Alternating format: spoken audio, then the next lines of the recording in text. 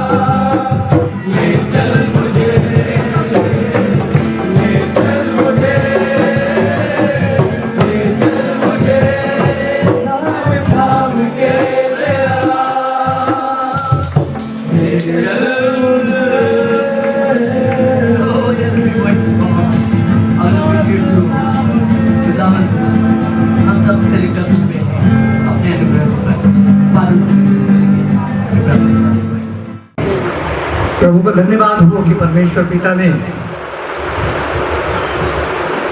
भेजकर हम सबको नजात दिया। अभी 1 से लेकर 6 वाणियों तक हम लोगों ने सुना है और यकीनन जिस काम के लिए परमेश्वर पिता ने यीशु को इस दुनिया में भेजा था उस काम को बखूबी एक एक स्टेप करके यीशु मसीह ने पूरा किया। ऊपर से यीशु के मुख के द्वारा निकली, हे पिता इन्हें क्षमा कर क्योंकि ये नहीं शुरू हुआ। और फिर वो एक के बाद एक वाणियां जो अपने मुख से बोलता गया वो हम सब मनुष्यों के उद्धार के कारण उनके लिए। मैं बताऊं परमेश्वर के लोगों कि यीशु का शरीर पर अपने प्राणों को दिया जाना ये उस अवस्था के लिए ही मुकर्रर नहीं था कि यीशु आएगा और इतनी उम्र को पूरा करेगा और उसके बाद पकड़वाया जाएगा, मारा जाएगा, गाड़ा जाएगा और फिर तीसरे दिन जी उठेगा। ऐसा ही नहीं है, बल्कि ये है कि प्रभु यीशु मसीह जब मात्र 12 वर्ष का था, जब लूका की इंजील और उसका दूसरा अध्याय उसकी 49वीं आयत को पढ़ते हैं तो वहां पर लिखा है स्पष्ट कि यीशु की उम्र महज 12 वर्ष की थी। तब उसके माता पिता उसको ढूंढ रहे थे और तब यीशु मसीह ने कहा कि क्या तुम नहीं समझते कि मुझे पिता के घर में रहना अवश्य। जय मसीह। जब वो बाहर रहने की धुन सताए रहती थी कि मैं दुनिया में नहीं रहूंगा, मैं संसार में नहीं रहूंगा, मैं और लोगों के साथ अपने समय को बिताऊंगा नहीं, बल्कि मैं अपने पिता के घर में रहकर उन कामों को सीखूंगा, उन कामों को समझूंगा जो पिता मुझसे पूरा कराना चाहता है। अभी पास्टर दिने जब छठी वाणी का प्रचार कर रहे थे उन्होंने इस बात को कहा और यूहन्ना की इंजील उसका 4 अध्याय उसकी 34वीं आयत में लिखा हुआ है कि यीशु के शागिर्द उसके लिए भोजन लेकर गए और तब उसने अपने शागिर्दों से, अपने शिष्यों से कह दिया कि मेरा भोजन ये नहीं है, मेरा भोजन ये है कि मैं अपने बुलाने वाले की मर्जी के अनुसार चलूं और जो काम उसने सौंपे हैं उन कामों को मैं पूरा करूं। परमेश्वर के लोगों, उस टाइम जब मनुष्यों के बीच में रह के उस जीवन को जिया तो उसने बड़ी जिम्मेदारियों को निभाया। जब उसने देखा कि मैं कलवरी क्रूस पर प्राण त्यागने पर हूं, तब उसने मरियम के लिए ये बात कह दी कि ये नारी देख ये तेरा पुत्र है। उस जगह पर रहकर भी उसने उस जिम्मेदारी को निभाया। जब सारे कामों को पूरा कर चुका तो उसने कहा पूरा हो गया। ये 7वीं वाणी जो है ये विश्राम की वाणी है। 7वां वचन जो कलवरी क्रूस से प्रभु यीशु मसीह ने कहा ये विश्राम का वचन है। जब उत्पत्ति की पुस्तक में आप पढ़ते हैं 3रे अध्याय को, तब वहां पर लिखा है कि यीशु मसीह ने 6 दिन सृष्टि की रचना करी और 7वें दिन उसने विश्राम को। और ठीक उसी तरह से ये 7वीं वाणी जो है ये विश्राम की वाणी है और प्रभु यीशु मसीह अपनी आत्मा को अपने पिता के हाथों में इसलिए सौंप देता है कि वो जानता है कि मेरा पिता जिम्मेदार है, मेरा पिता जिम्मेदार है। और यीशु के जब इस कलमे को जब पढ़ते हैं पवित्र वचन से जो 7वीं वाणी के रूप में है, यहाँ पर लिखा है कि उसने ऊंचे स्वर में पुकार कर कहा कि हे मेरे पिता, मैं अपनी आत्मा तेरे हाथों में सौंपता हूँ। उससे उसके प्राणों को कोई छीन नहीं सकता था, उससे उसके प्राणों को कोई ले नहीं सकता था, बल्कि यूहन्ना की इंजील उसका 10वां अध्याय उसकी 17वीं और 18वीं आयत को जब पढ़ते हैं यहाँ पर लिखा है कि परमेश्वर पिता मुझसे इसलिए प्रेम करता है कि मुझे उसके हाथों में प्राणों को सौंपने का और उससे फिर वापस लेने का अधिकार है। इसलिए यीशु इस बात को जानते हुए कि मैं अपनी आत्मा एक जिम्मेदार शख्स के हाथों में दे रहा हूँ कि जब उसका हुक्म होगा मैं उससे फिर से वापस लेने पाऊंगा। वो कहता है कि मेरे प्राणों को मुझसे कोई छीन नहीं सकता, मैं स्वतः अपनी मर्जी में होकर अपने प्राणों को उसको सौंप देता हूँ ताकि मैं उससे फिर से वापस ले पाऊँ। प्रभु के लोगों, ये तो ठीक उसी तरह से है कि जिस तरह से एक फ्लैट में या एक मकान में आप रहने के लिए जाते हो तो मकान मालिक के साथ में एक एग्रीमेंट करते हो और वो नियत अवधि के लिए होता है, निर्धारित समय के लिए होता है, और जब वो समय पूरा होता है तब उस मकान मालिक को उस घर की चाबी आप सौंप देते हो और कहते हो मेरा समय पूरा हुआ।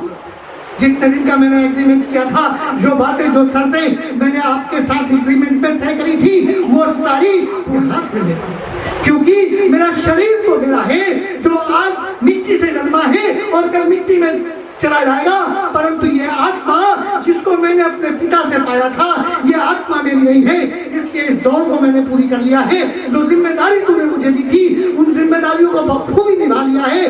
मैंने किसी को निराश्रित नहीं छोड़ा और किसी को कमजोरी और लाचारी में असहाय नहीं छोड़ा, बल्कि मैंने उन सब कामों को बखूबी पूरी करने के बाद ये बात कह दिया, ऐ मेरे पिता मैं अपनी आत्मा तेरे हाथों में सौंपता हूं। खुदावन आप सबको इस साथ में वचन से बहुत आशीष देते हैं।